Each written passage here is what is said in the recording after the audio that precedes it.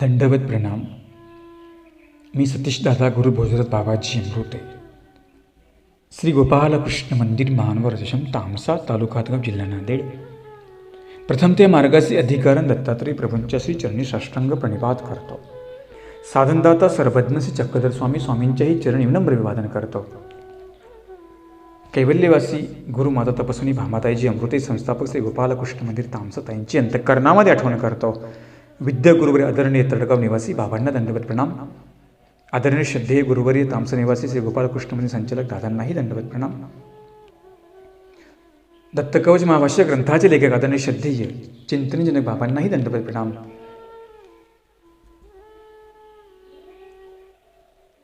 श्री गोविंद गुरुकुल मानवाश्रम भानखेडी आश्रमाचे संचालक, जिथून आपले ऑनलाईन पोथी प्रसिद्ध होते आहे, आश्रमाचे संचालक विषय कुलाचार्य कारंजेकर बाबांना दंडवत प्रणाम. त्याचप्रमाणे आदरणीय श्रद्धेय ज्यांचं मार्गाचं आगमन भानखेडी ठिकाणी झालेलं आहे अशी विद्वत रत्न आदरणीय श्रद्धेय महंत श्री बाळकृष्ण अण्णाजी मराठे दादांनाही दंडवत प्रणाम.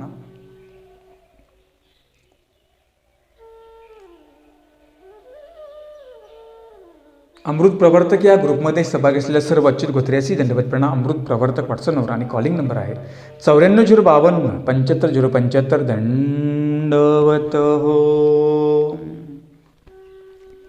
काल आपण दत्तकवच महाभाष्याची टीका बघत असताना बघितलं की परमेश्वराचं चिंतन मनन स्मरण करण्यासाठी, पठण करण्यासाठी प्रातःकाळची वेळ ही उत्तम सांगितलेली आहे. कारण की आपण प्रातःकाळी जेव्हा स्मरण करतो किंवा काही विधी करतो, तो स्मरणाचा विधी आणि प्रातःकाळचा विधी हा महत्त्वपूर्ण सांगितला. ईश्वरी विधी आचरण्याचा काळ हा महत्त्वपूर्ण सांगितलेला आहे. कारण की याचं कारण असं आहे, आमच्या स्वामींनी सुद्धा प्रातःकाळची महती सांगितलेली आहे. ज्यावेळेस उमाईसा झोपलेली असते, चरित्रामध्ये असा प्रसंग येतो, प्रातःकाळी उमाईसी प्रशंसा म्हणजे प्रातःकाळची उमाईसाकडे स्वामींनी प्रशंसा केली. एक वेळे स्वामी आपल्या आसनावर विराजमान असतात आणि स्वामी सहज फिरत फिरत येतात, तर उमाईसा त्या ठिकाणी निद्रा करत असते, निद्राधीन झालेली असते. आणि निद्राधीन झाल्यानंतर स्वामी उमाईसाला म्हणतात की बाई, किती वेळ झाला तुम्ही तर झोपून आहात. आणि स्वामी त्या ठिकाणी उमाईसाला निमित्त करून समग्र विश्वाला निरूपण करतात. ज्यांना परमेश्वराचा मोक्ष मार्ग आचरायचा आहे, त्या मार्गाने ज्यांना चालायचं आहे, स्वामींनी त्या साधकालाही हे वचन सांगितलं. स्वामी उमाईसाला म्हणतात की बाई, जेव्हा तुम्हाला वाटेल मनाला तेव्हा झोपावं, जेव्हा वाटेल तेव्हा खावं, किती पण खावं, कधी पण झोपावं, किती पण झोपावं. असं म्हटले बाई ते चालणार नाही. जर तुम्हाला परमेश्वर हृदयामध्ये साठवायचं आहे, जर तुम्हाला देव तुमच्या अंतःकरणामध्ये उतरायचा आहे, जर तुम्हाला देवाला प्राप्त करायचं आहे ना, तर तुम्हाला प्रातःकाळी उठावं लागल. नुसतं उठून चालेल का? स्मरण करावं लागल, पठण करावं लागल, चिंतन करावं लागल. तरच काय होय म्हणाले, तो देव तुमच्या हृदयामध्ये साठणार, तो देव तुमच्या हृदयामध्ये सामावणार.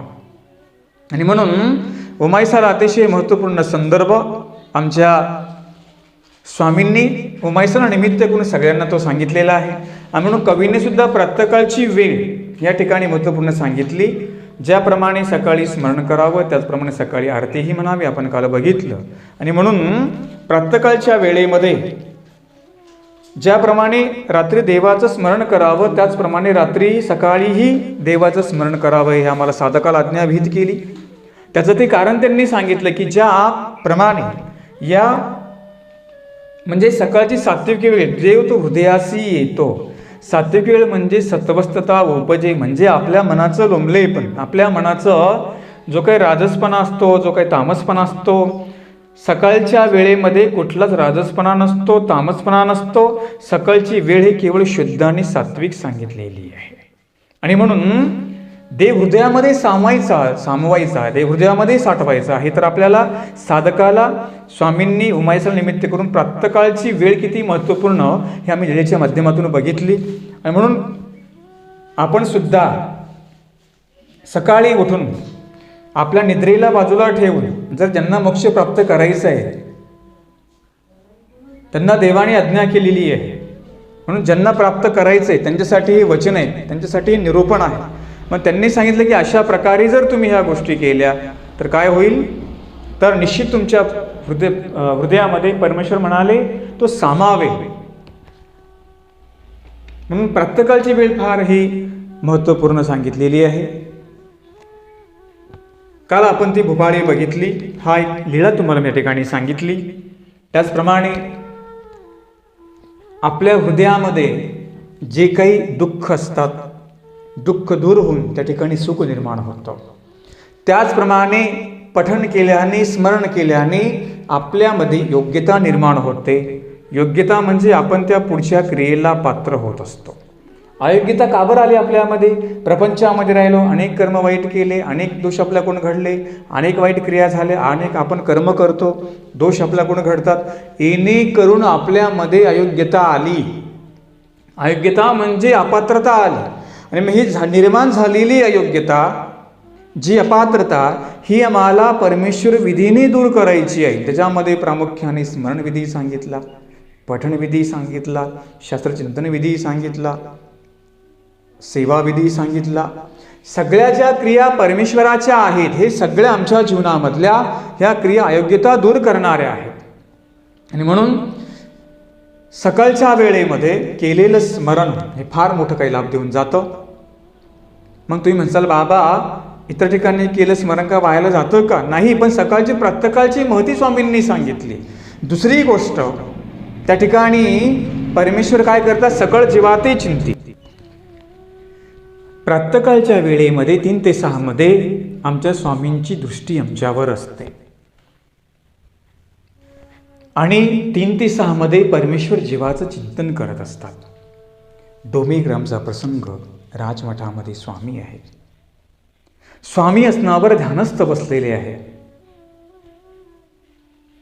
ध्यानस्थ निश्चलसे तव नागमाता, पूसे सुचिंतन प्रभु काय कीजे.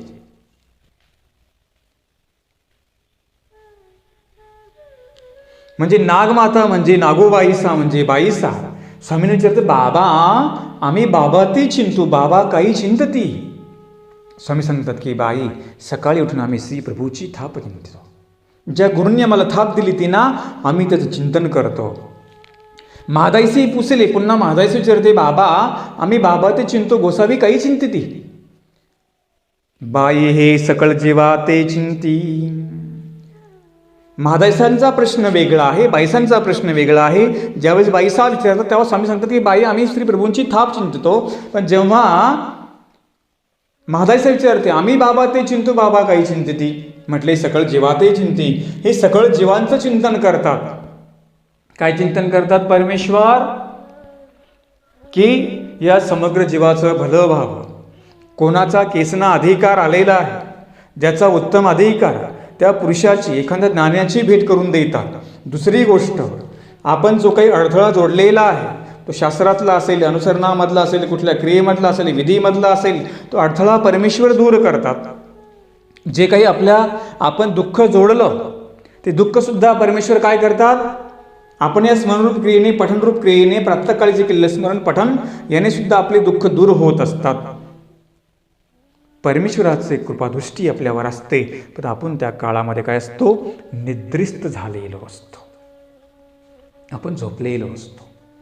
एका कवींनी फार सुंदर सांगितलं, ते वेळी मज निद्रा येते, अविद्येची झडपणी, स्वामींची दृष्ट जाय फिरुणी.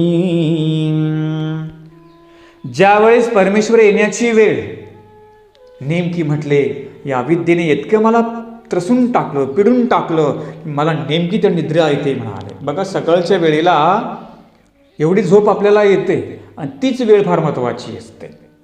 जी त्या काळामध्ये उठले त्यांना काहीतरी लाभ प्राप्त होतो. मग कोणाला शास्त्राचा उमट होतो, कोणाला विधी प्राप्त होतो, कोणाला काही थोर पुरुषाची भेट होते, स्थानवंदन करण्याचा, प्रसादवंदन करण्याचा, अनेक प्रकारची विधी त्यांच्या जीवनामध्ये निर्माण होतात. कधी ही सकाळी केलेलं स्मरण ही आपल्या प्रकारची योग्यता निर्माण करतं, आपल्या जीवनातले अडथळे दूर करत असतं. म्हणून त्यांनी काय सांगितलं, सकाळची वेळ फार महत्त्वपूर्ण सांगितली. म्हणून ते सांगतात की स्तोत्र पठणाला जो आरंभ आहे तो प्रातःकाळी करावा.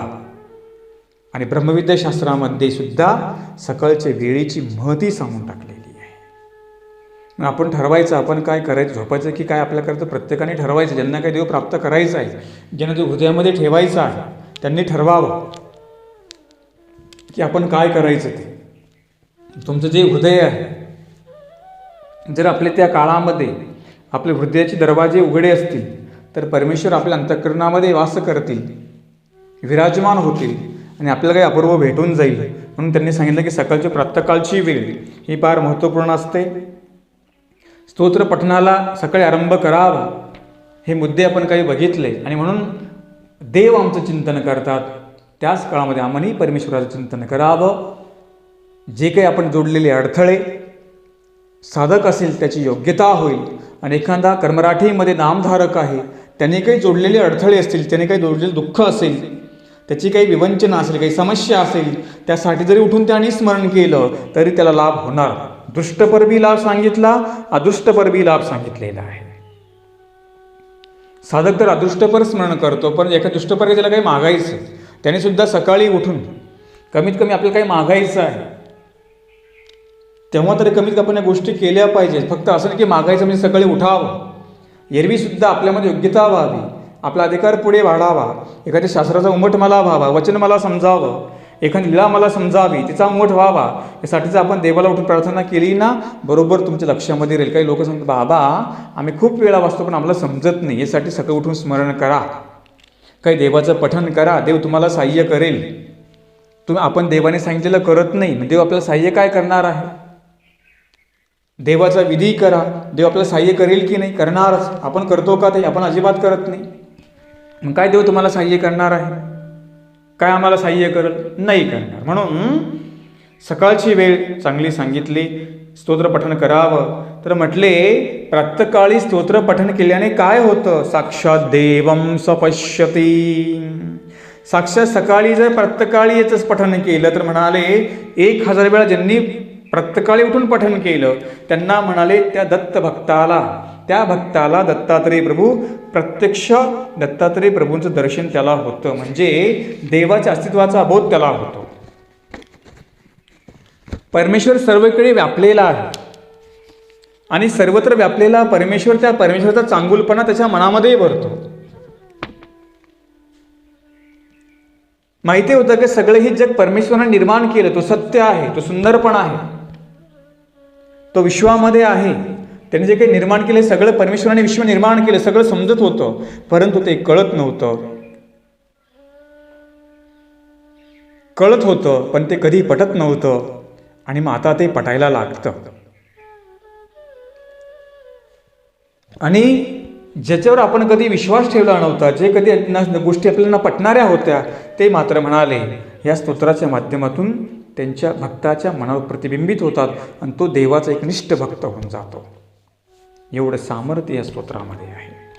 म्हणजे पहिला देव न म्हणायचा, देवच नाही म्हणायचे.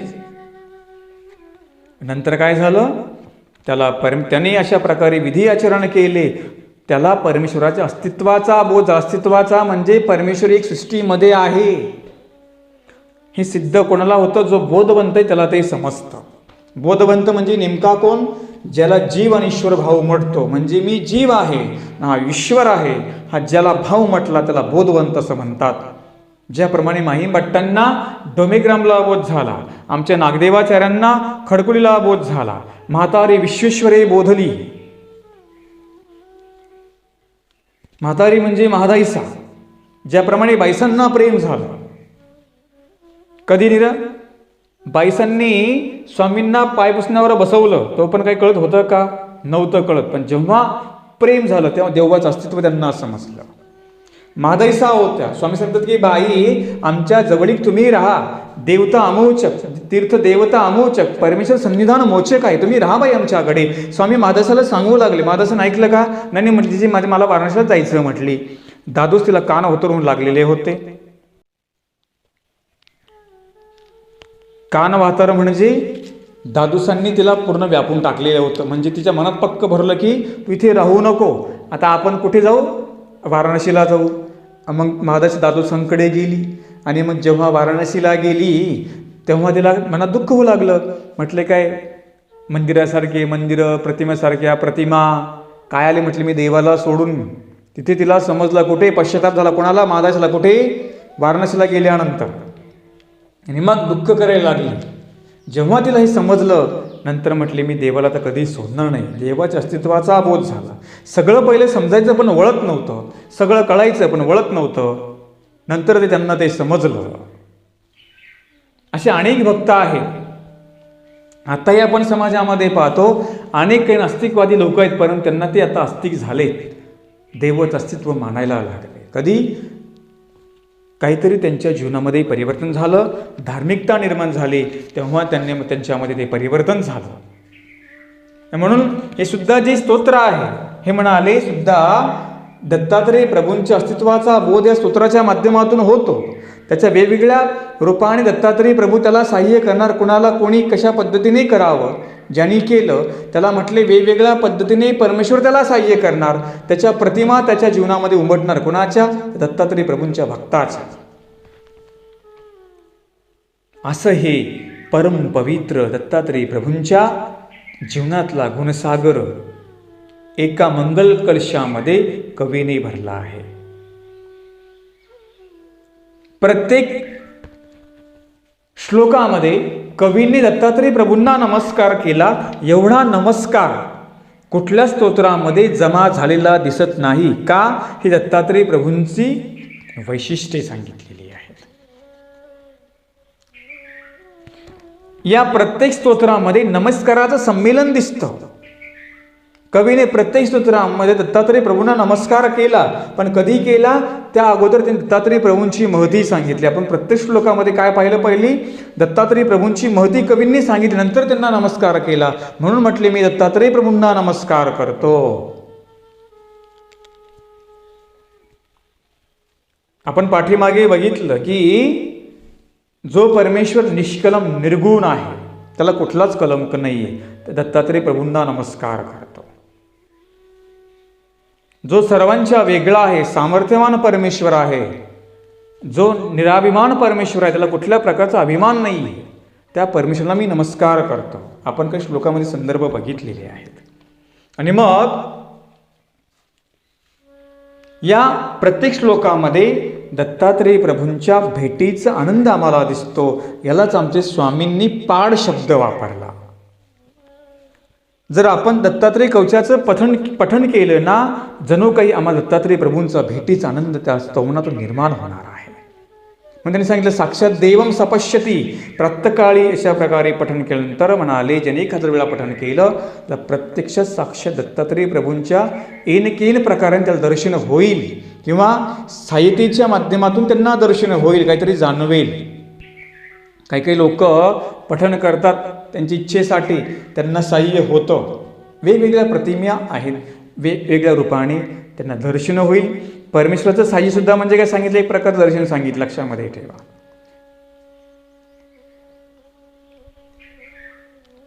आणि म्हणून या 21 श्लोकामध्ये दत्तात्रेय प्रभू जणू काही आम्हाला भक्ताला भेटच झाली, अशा प्रकारचं जणू काही स्तोत्र म्हणजे दत्तात्रेय स्तोत्र आहे. अशा प्रकारचा शब्द पाड त्यांनी वापरला. आमच्या स्वामींनी सांगितलं, हे भेटले या म्हणजे साधन जर परस्परामध्ये जर भेटले, हे भेटल्याचा म्हणजे ईश्वर भेटीचा आनंद निर्माण होत असतो. तसं आपण स्थान नमस्कार केली, प्रसाद बंधन नमस्कार केली, साधकांना भेटलो तर काय आहे ते ठिकाणी ईश्वर भेटीचा आनंद सांगितलेला आहे. जणू काही देव तर नाही भेटला, पण देवाचं साधन मला भेटलं, हा आनंद आपण त्या ठिकाणी द्विगुणित करायचा असतो आणि तो आनंद येत असतो.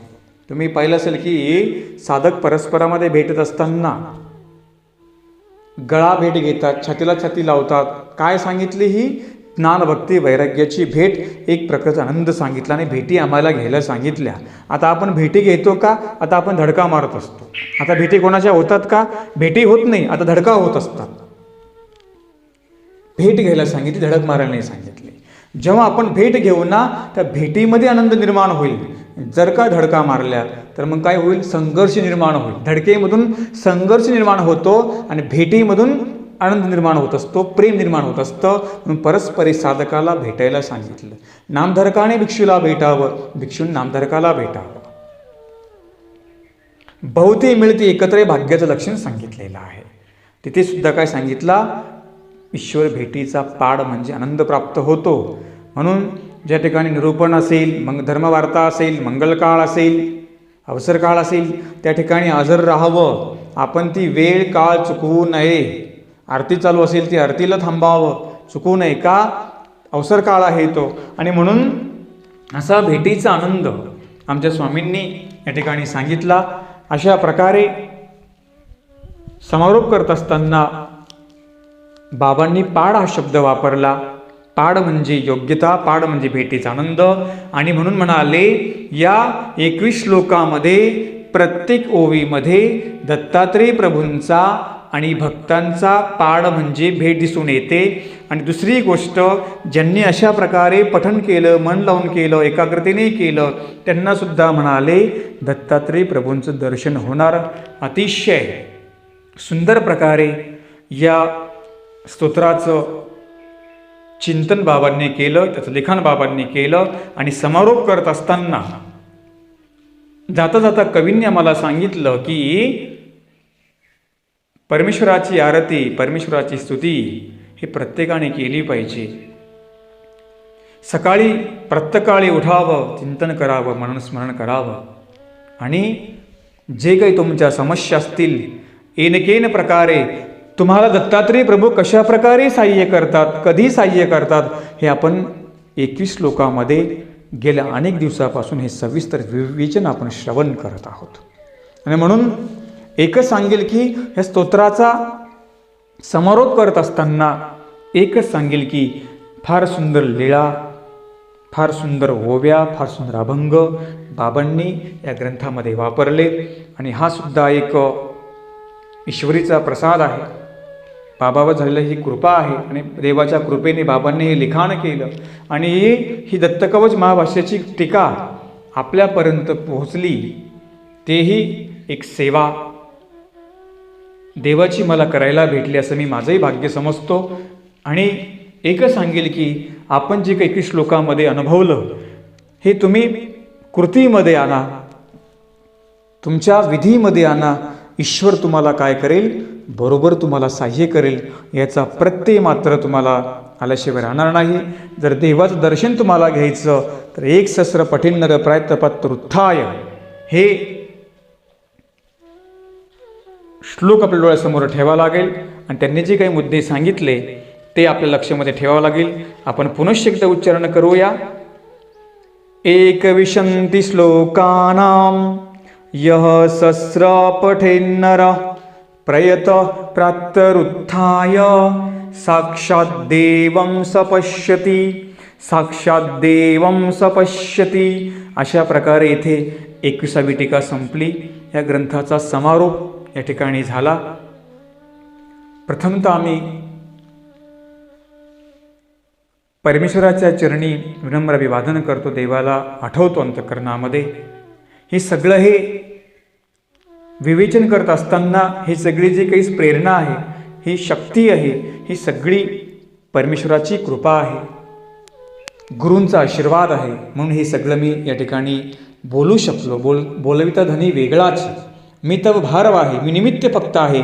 जे जसं देवाने मला स्फुरवलं, जसं देवाने मला बोलून घेतलं, तसं मी या ग्रंथाच्या माध्यमातून आपल्याशी हितगुज करण्याचा, त्याचप्रमाणे लीळेंना स्पर्श करण्याचा प्रयत्न केला.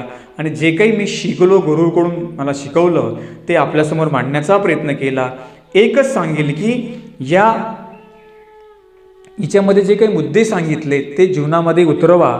देवाचं साह्य काय असतं, किती संकटे तुमच्यावर येऊ द्या, कशा कशा भक्तांना सहाय्य केलं हे आपण या ग्रंथामध्ये बघितलं. तुम्ही फक्त श्रद्धा ठेवा, विश्वास ठेवा, सगळी क्रिया करा एवढ्या ठिकाणी सांगतो. आणि प्रथमतः देवाला अंतःकरणामध्ये आठवतो, देवाचा उपकार आठवतो. त्याचप्रमाणे हे सगळं मी कार्यसेवा, परमार्गाची सेवा करत असताना मला सुख स्वस्थ लाभलं हे देवाची कृपाच आहे.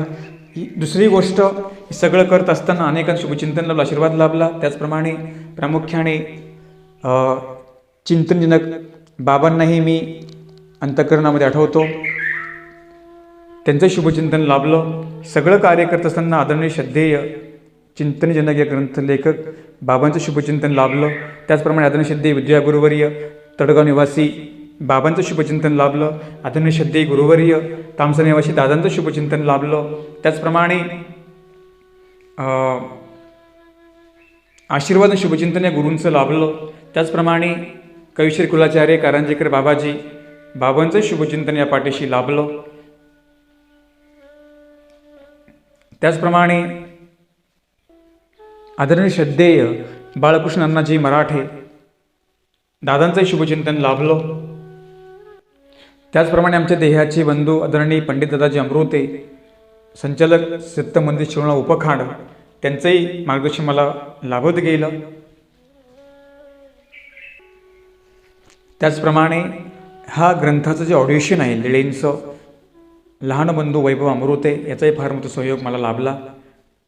त्याचप्रमाणे आमची धर्मभगिनी ही सोनिया अमृते, तिचाही फार मोठा सहयोग या ठिकाणी मला लाभला. तिला धन्यवाद व्यक्त करतो. त्याचप्रमाणे 2 महिने मी भानखेडे 3-2.5 महिने मी भानखेडे या ठिकाणी राहत असताना या ठिकाणी ज्यांनी मला सहयोग केला आमचे किशोरदादाजी अमृते, त्याचप्रमाणे दयाल मुनीजी कारंजेकर, त्याचप्रमाणे सुनीलदादा अमृते, त्याचप्रमाणे केशवमुनीजी आराध्य, त्याचप्रमाणे वैभव दादा पचराऊत,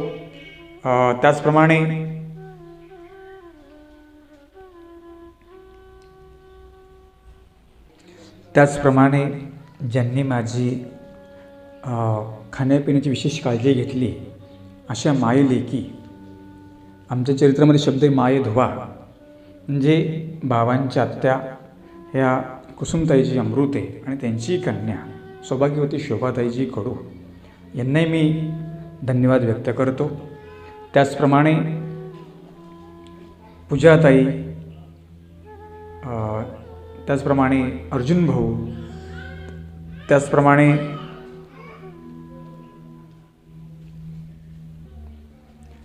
रिंकू भाई, विक्की भाई, ही सगळी जी मंडळी ह्या मानखेडीमध्ये होती, फार त्यांनी उत्तम प्रकारे काळजी घेतली, सहयोग केला. आणि त्याचप्रमाणे आमचे शांताबाईजी पाचराव तपस्विनी, रंजनाताईची अमृते, त्याचप्रमाणे बाबांच्या मातोश्री दादी यांनीसुद्धा विशेष प्रकारे काळजी घेतली. सर्व ह्या त्याचप्रमाणे अरविंद अमृते, मनोज अमृते परिवार, कारंजेकर परिवार, या सगळ्या परिवाराने जी काळजी घेतली त्या काळजीमुळे इथे मी व्यवस्थितपणे चिंतन करण्यामध्ये आलं. आणि या सगळ्या क्रियेला ज्यांनी खान विशेष प्रेम लावलं असे आदरणीय श्रद्धेय कविश्री कुलाचार्य कारंजेकर बाबांना तर मी दंडवत प्रणाम करेल. बाबांच्या प्रेमाने आणि परिवाराच्या प्रेमाखातर या ठिकाणी मी राहिलो आणि सगळ्यांचा अशीच मला सहयोग लाभला आणि ते मी करू शकलो. दुसरी गोष्ट, या प्रामुख्यामध्ये या 2 महिन्यामध्ये मी राहत असताना अनेक अनुयायी ग्रुपच्या माध्यमातून परिसरातील अनेक सद्भक्तांच्या घरी जाण्याचा मला योग आला. त्यांनी उत्तम प्रकारे आदर सन्मान केला, त्यांनी मी भारावून गेलो. अनेकांच्या घरी भजनपूजनाचा योग आला, त्यांनाही अशाच प्रकारे सेवा घडावी अशा प्रकारचा आशीर्वाद व्यक्त करतो. आणि या संपूर्ण 2 महिन्यामध्ये जे काही मी आपल्याशी हितगुज केलेलं आहे, जे चांगलं आहे ते तुम्ही सोबत घ्या आणि जे वाईट असेल ते माझ्या पदरामध्ये टाका, एवढ्या ठिकाणी सांगतो. आणि दुसरी गोष्ट, आता यानंतर यूट्यूबला कुठलं प्रवचन माझं येणार नाही. यानंतर अमृत प्रवर्तक नावाचा ग्रुप आहे, तिथे तुम्हाला दररोज लीळा चरित्र आणि श्रीमद भगवद्गीता श्रवण करायला भेटेल. ज्यांना लीलाचरित्र श्रवण करायचं, गीता श्रवण करायचं, त्यांनी 94 052 75 या नंबरला कॉल करा, मॅसेज करा. जे अर्थवंत आहे, जिज्ञासक आहे, त्यांना या ग्रुपमध्ये प्रवेश दिला जाईल. आणि ज्यांना यायचं आहे ग्रुपमध्ये, त्यांनी आपला फोटो, आपला ॲड्रेस, तुमच्या गुरुचं नाव हे मात्र मला पूर्णपणे तुम्ही पाठवावं. त्यानंतर मी तुम्हाला यामध्ये सहभागी करेल ही सूचना सांगतो. अशा प्रकारे दत्तकवच महाभाष्य नावाचा ग्रंथ या ठिकाणी संपला, अशा ठिकाणी जाहीर करतो. आणि यानंतर आपण दत्तात्रय प्रभूंच्या आरतीने, स्तवनाने, प्रार्थनेने आपण याचा समारोप करणार आहोत. दंडवत प्रणाम.